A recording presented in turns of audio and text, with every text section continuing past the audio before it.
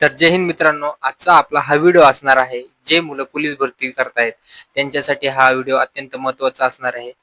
तर मित्रांनो, या व्हिडिओमध्ये मी तुम्हाला पोलीस भरतीची तयारी करत असताना आपल्या अभ्यासाचं शेड्यूल काय असलं पाहिजे याबद्दल मी तुम्हाला सांगणार आहे. व्हिडिओ तुम्ही शेवटपर्यंत बघा.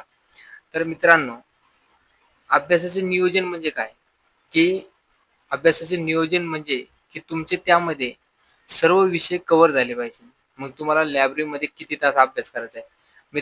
मित्रांनो, साधारणतः आपण 7 ते 8 तास जर अभ्यास केला, तर तुमचं यश हे कोणीच थांबवू शकणार नाही.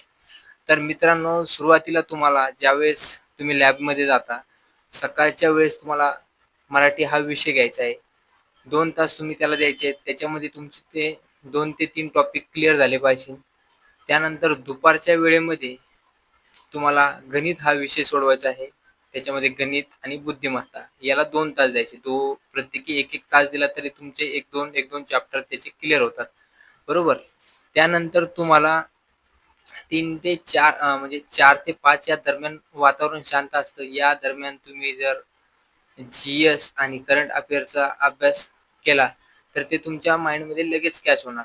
आणि मित्रांनो, लॅबमधून ज्यावेळेस तुम्ही घरी जाणार आहे, त्याच्या 1 ते दीड तासा अगोदर तुम्ही एक क्वेशन पेपर सोडवायचा आहे.